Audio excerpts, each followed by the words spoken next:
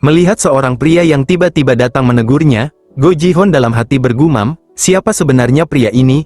Dan juga, apa orang sini memang biasanya sekuat ini? Kendati demikian, di tengah ketegangan yang berlangsung, Sang Beom yang mencoba menjelaskan berkata, tunggu sebentar, kami datang kemari hanya ingin mencari kakakku. Go Ji-hon menambahkan, itu benar, saat ini kami sedang mencari orang bernama Choi Sang-ho, yang pernah bekerja di sini 5 tahun yang lalu. Pria itu menanggapi, Choi Sang-ho, kurasa aku belum pernah mendengar nama itu. Dalam gumamannya pria itu melanjutkan, yah, sepertinya mereka ini tidak berbohong. Pria itu berkata lagi, baiklah, kalau begitu akan kutanyakan pada nunaku. Go Ji-hon bertanya, Nuna, siapa dia? Pria itu menjawab, nunaku itu bosnya di sini, dan aku adalah adiknya. Beberapa waktu kemudian, pria itu yang menghubungi kakaknya bertanya, Nuna, apa kau tahu tentang orang yang bernama Choi Sang-ho? Karena saat ini ada 2 orang yang sedang mencarinya. Kakaknya sejenak berpikir sebelum menjawab, Choi Sang-ho, oh ya, aku ingat, si bujangan itu, dia memang teman yang unik. Kakaknya melanjutkan, memang dia orangnya tulus dan baik hati, tapi kadang-kadang dia mulai ngelantur. Waktu itu aku mengiranya dia membahas soal kehidupan di masa lalu atau reinkarnasi, namun tiba-tiba dia berdoa dengan posisi yang aneh, dan tidak lama setelah itu dia berhenti dari pekerjaannya.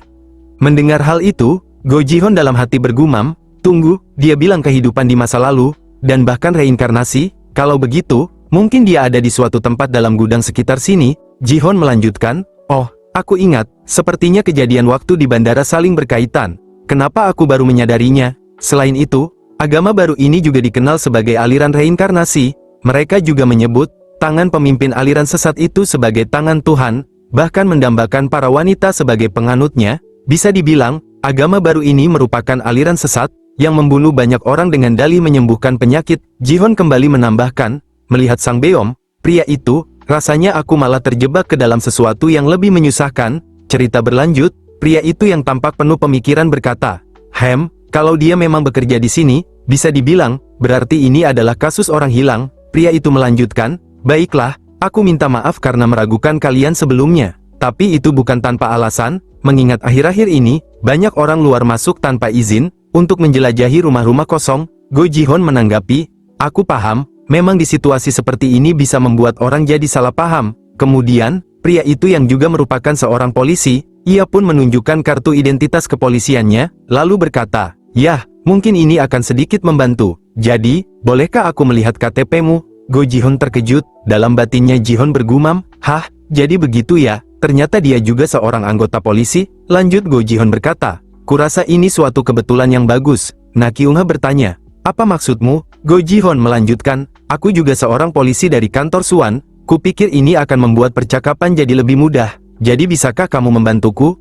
Beberapa waktu kemudian, mereka pun saat ini telah mengatur sebuah rencana. Na Kyung-ha lalu berkata, oke, mungkin ini juga takdir. Jadi aku akan pergi memeriksa pergerakan terakhir Sang-ho. Go Ji-hon menanggapi, baiklah, aku berterima kasih padamu, karena itu sangat membantuku. Na Kyung-ha menimpali, tidak, aku cuma melakukan apa yang harus kulakukan. Go Ji-hon merespon, baik, kalau begitu, aku mohon bantuannya. Tak lama kemudian, Sang Beom yang datang menghampirinya bertanya, Kak Ji-hon, apa dia akan membantu kita? Go Ji-hon menjawab, ya, sepertinya semuanya berjalan lancar. Dalam gumamannya Ji-hon melanjutkan, walaupun begitu, aku masih merasa khawatir, karena akan sangat mengejutkan, jika dia mendengar kakaknya yang hilang menjadi pengikut aliran sesat. Kupikir untuk saat ini tidak ada yang bisa dilakukan, jadi akan lebih baik jika hal ini dirahasiakan, sampai kami mengetahui keberadaan satu sama lain. Cerita berlanjut, Na Kyung-ha yang mendapatkan informasi berkata, lokasi terakhir orang hilang sudah ditemukan, tapi lokasinya agak cukup jauh. Cepat Go Ji-hon bertanya, di mana itu? Na Kyung-ha menjawab, dari informasi yang kudapat, katanya lokasinya di Saktambo atau Sakuido, dan itu merupakan pulau terpencil yang letaknya di sebelah barat Pulau Jeju. Bahkan, jelas itu sebuah tempat yang tidak dikunjungi orang karena rumor buruknya. Kendati demikian, Go Ji-hon yang menanggapi dengan santai berkata, terima kasih, kamu sudah banyak membantuku. Mungkin aku memang terdengar tidak tahu malu. Namun, apa kamu keberatan kalau aku menghubungimu? Jika seandainya nanti aku memerlukan bantuanmu? Tapi kamu jangan khawatir, aku pasti akan membalas budi untuk itu. Na Kyung-ha tersenyum tipis, apa yang kamu katakan? Lagi pula, aku sudah tahu kalau detektif Go ini orang yang baik. Selain itu, hanya ada satu hal yang aku inginkan. Aku berharap anak itu bisa segera menemukan saudaranya. Go Ji-hon tertawa kecil. Hahaha, baiklah, aku pasti akan menemukan kakaknya Sang Beom. Beberapa waktu kemudian, Direktur Kim yang tengah bersama Go Ji-hon berkata, "Tuan muda, aku sudah membuat reservasi untuk kapal feri, tapi yang membuatku penasaran, tempat seperti apa Saktamdo itu?" Go Ji-hon menjawab, "Aku pun tidak tahu pastinya, jadi ku minta waspadalah." Tak lama kemudian, seorang pria yang datang berkata, "Hei, apa kalian yang mereservasi kapal feri?" Direktur Kim menjawab, "Ah, itu benar, kamilah yang reservasi." Pria itu melanjutkan, "Jadi begitu ya, ini pertama kalinya aku melihat orang yang pergi ke Sakguido. Bahkan, ini juga pertama kalinya aku ke Pulau Sakguido, jadi jangan dianggap terlalu aneh. Lagi pula, aku pergi karena kalian bilang akan memberiku uang. Tapi walau bagaimanapun, tidak akan ada orang yang akan mau pergi selain aku." Direktur Kim bertanya, "Maaf, apa ada sesuatu yang buruk terjadi di sana?" Pria itu menjawab, "Rasanya gak nyaman banget di sana, bahkan tempatnya jorok sekali. Selain itu, katanya ada sesuatu yang aneh di desa itu, seperti semua orang di desa itu murung dan sakit jiwa. Jadi ya, gak salah sih kalau dibilang itu pulau terpencil." Tentu saja, mendengar hal itu membuat Direktur Kim sangat ketakutan. Dia lalu berkata, "Ah, Tuan muda, apa kau dengar itu? Sepertinya kita tidak mungkin pergi ke sana kan?" Go Ji-hon menimpali, "Ho, Direktur Kim, apa mungkin kau tidak mau jalan-jalan ke Prancis?" Direktur Kim mengernyit, "Astaga, apa kau ini sedang mengancamku? Selain itu, bagaimana bisa aku terjebak di situasi seperti ini?" Singkat cerita, mereka pun akhirnya pergi menuju Pulau Sakguido. Di sana, Ji Hye yang tampak antusias berkata, "Wah, itu dia pulaunya." Sementara di sisi lain, Sang Beom dalam hati bergumam, "Kakak, kamu benar-benar ada di pulau itu kan? Jika memang benar, tunggulah aku kesini untuk menemuimu." Direktur Kim kemudian berkata, "Hah, sebelumnya aku merasa takut, tapi nyatanya ini lebih keren dari yang kukira." Go Ji-hon menanggapi, "Benar, pemandangannya sungguh luar biasa." Tak lama setelah itu, mereka pun akhirnya tiba di Pulau Sakguido. Kendati demikian, Go Ji-hon yang merasakan keanehan bergumam, "Jika diperhatikan, daerah pedalaman lebih bersih dan tampak lebih biasa dari yang aku kira. Tapi tunggu sebentar, sepertinya ada yang aneh di sini. Di pulau sebesar ini, hanya ada satu pintu masuk yang terhubung keluar bukan? Jadi jelas itu cara untuk mengendalikan orang, dan mungkin saja, mereka mencoba mengendalikan orang-orang yang mencoba kabur. Atau mungkin juga, mereka ingin mengendalikan orang yang berusaha masuk ke tempat ini." Cerita berlanjut, Sang Beom yang mencoba memanggil kakaknya berkata, "Kak Sang-ho, apa kamu ada di sini?" Begitupun dengan Ji Hye, yang ikut membantu Sang Beom dengan terus memanggil nama kakaknya. Namun, di tengah pencariannya, Sang Beom tiba-tiba mendengar seseorang yang memanggilnya dari arah belakang. Dengan cepat Sang Beom membalikan badannya, matanya pun seketika terbelalak, tubuhnya mulai bergetar. Dikala melihat kakaknya yang datang ke arahnya, Sang Ho kemudian berkata, "Hei Sang Beom, apa benar itu kau?" Kendati demikian, bisa bertemu kembali dengan kakaknya setelah 5 tahun menghilang, Sang Beom pun tidak bisa berkata apa-apa. Bibirnya pun mulai bergetar, seakan tidak bisa menahan kesedihan yang begitu dalam. Sampai akhirnya, Sang Beom berlari ke arah Sang Ho dan langsung memeluknya dengan erat. Kemudian, sambil terus menangis Sang Beom berkata, "Kakak, kenapa kakak tidak pernah menghubungiku lagi?" Sang Ho menjawab lembut, "Ah, maafkan aku, sebenarnya aku juga ingin menghubungimu. Tapi ada alasan kenapa aku tidak melakukannya. Namun bisa melihatmu secara langsung sekarang, ini sungguh situasi menakjubkan, sepertinya Bapak mendengar doaku." Sang Ho melanjutkan, "Pokoknya, beliau adalah orang yang maha kuasa, dan maha kuasa yang bisa memberikan segalanya." Mendengar hal itu, sejenak Sang Beom tertegun. Dia lalu berkata, "Kakak, apa maksudmu? Lagi pula, kalau bukan karena temanku, aku pasti sudah dalam masalah besar." Sang Ho menatap heran, "Teman, siapa yang kau maksud?" Akan tetapi, sebelum Sang Beom mengatakan semuanya, Go Ji-hon dengan cepat langsung menutup mulutnya, tidak ingin membuat Sang Ho curiga. Go Ji-hon dengan tenang berkata, "Hahaha, Sang Ho, sudah lama tidak bertemu ya. Dulu kita sekolah di SMA Gyeonggi-do. Namun, tidak lama aku pindah ke Seoul, tapi aku ada di sebelah kelasmu." Mendengar hal itu, Sang Ho sejenak berpikir sebelum menanggapi. "Oh, tapi maaf, sepertinya aku tidak ingat semua itu."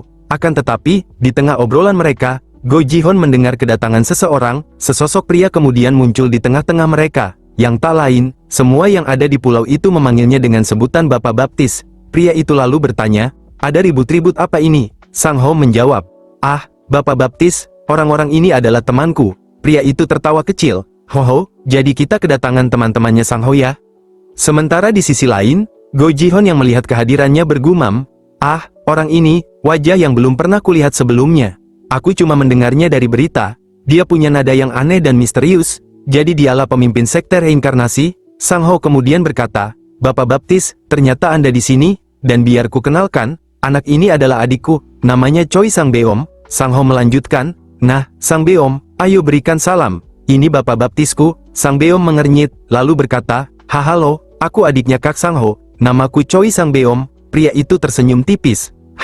Keluarga Sang Ho adalah keluarga kami juga. Senang bisa bertemu dengan kalian. Akan tetapi, di saat melihat sosok Ji Hye, dengan gesturnya yang menjulurkan lidahnya, pria itu seakan menunjukkan ketertarikannya terhadap sosok seorang wanita.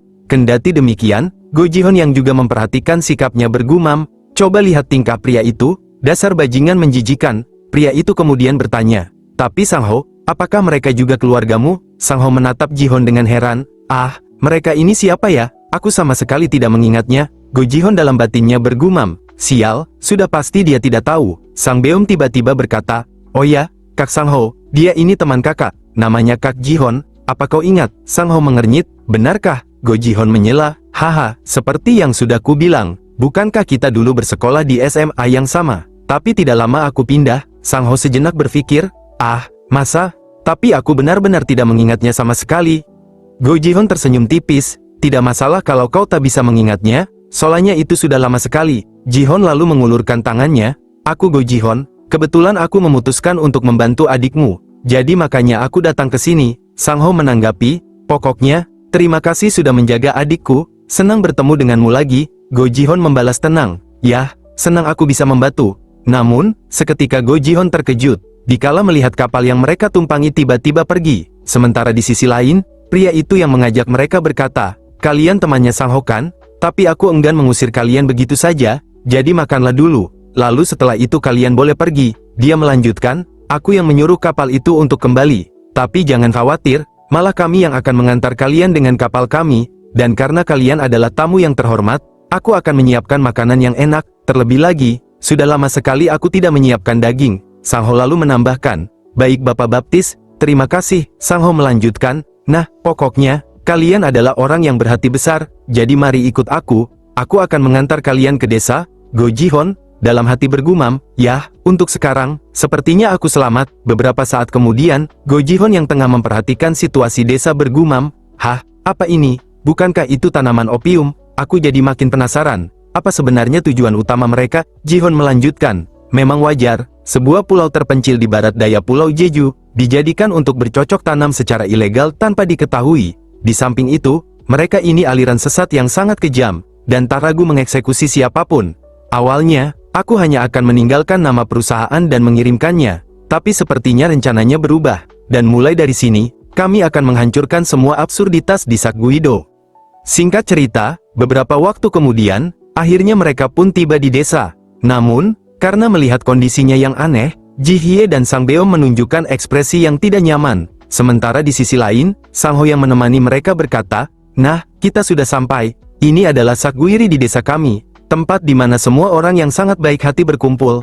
Namun, melihat mereka yang hanya terdiam, Sang Ho kembali berkata, hei, apa yang sedang kalian lakukan? Semuanya, ayo turun. Kendati demikian, Direktur Kim yang tampak ketakutan bertanya, tuan muda, tempat apa ini? Apa ini semu yang terkenal itu? Go Ji-hon dengan nada tegas menjawab, Direktur Kim, mulai sekarang kau harus sadar. Pertama, waspada dan tetap tenang. Kalau kau hanya melakukan apa yang kukatakan, aku yakin tidak akan ada masalah.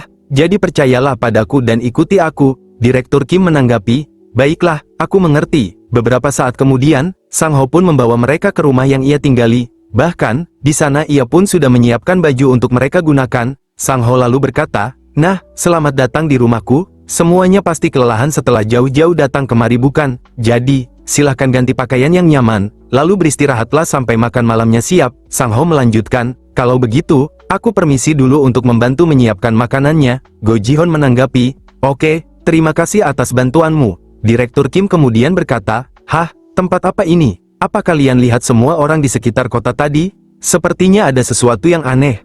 Go Ji-hon menimpali, diam, aku masih mendengar suara langkah kaki seseorang, dan benar saja, di luar, tampak langkah kaki seseorang yang berjalan di sekitar rumah Sang Ho.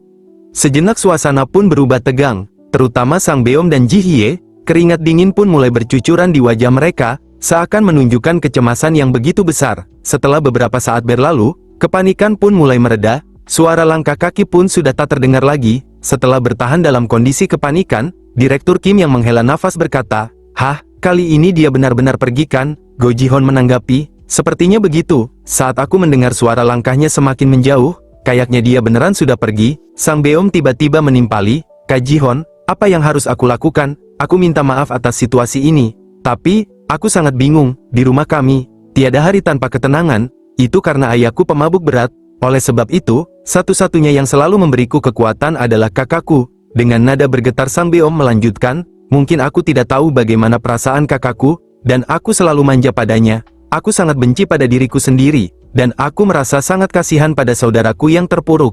Go Ji-hon, dengan nada menenangkan berkata, Sang Beom, bukankah sudah kubilang, jadi pria itu jangan cengeng, tetap tenang dan jangan khawatir. Selain itu, apa kau lupa siapa aku? Karena Ji-hon kakakmu ini, pasti akan mengembalikannya ke keadaan semula, jadi percaya padaku dan berhentilah menangis. Beberapa saat kemudian, keadaan Sang Beom pun mulai membaik. Setelah itu, Go Ji-hon yang memberikan mereka arahan berkata, seperti yang mungkin sudah kalian sadari, ini bukanlah tempat biasa, jadi, kalian harus menjaga kepala tetap lurus dan bertindak sealami mungkin, dan yang lebih penting, kalian tidak boleh memberitahu kalau aku seorang polisi. Ingat itu baik-baik, Ji-hon melanjutkan, perlu kalian tahu, daerah ini merupakan pinggiran dari Pulau Jeju, jadi ku minta kalian berhati-hatilah, karena sesuatu yang buruk bisa saja terjadi. Tak lama kemudian, Sang Ho yang datang bersama rekannya berkata, apa semuanya beristirahat dengan baik, selain itu, makan malamnya sudah siap, jadi semuanya silakan keluar. Rekannya menambahkan, apa kalian siap? Sekarang, semuanya ikut aku, hari ini adalah hari yang istimewa, yang dimana, kita semua akan makan bersama di balai desa bersama Bapak Baptis kami, tapi sebelum itu, kami akan melakukan pemeriksaan tubuh. Hal tersebut dilakukan, karena Bapak Baptis kami ini orangnya sangat sensitif. Oleh sebab itu, kami akan mengambil ponsel kalian untuk sementara. Setelah semua pemeriksaan selesai dilakukan, mereka pun akhirnya mulai berangkat menuju balai desa. Namun, di tengah perjalanan, secara tak sengaja Go Ji-hon melihat ke arah pohon semu, dan betapa terkejutnya Go Ji-hon, di saat melihat adanya darah yang mengalir dari batang pohon tersebut. Kemudian, setibanya di balai desa, pemandangan mengerikan kembali terjadi. Di sana, tampak seorang pria yang sudah babak belur dengan penuh luka di wajahnya, bahkan mirisnya, meskipun sudah dipenuhi luka dan meminta untuk diampuni. Namun pria itu masih tetap saja dipukuli. Tentu saja, mereka yang melihat kejadian itu pun dibuat ketakutan. Sementara hal itu sendiri dilakukan, tidak lain oleh pria yang disebut sebagai Bapak Baptis mereka. Dia pun berdalih, jika dirinya saat ini sedang berada di tengah-tengah persidangan sekte. Kemudian, melihat kehadiran Go Ji-hon dan teman-temannya, dengan mata yang menyala pria itu berkata, apa yang kalian semua lakukan? Kenapa kalian semua tidak masuk? Jadi semuanya, ayo masuk dan makanlah.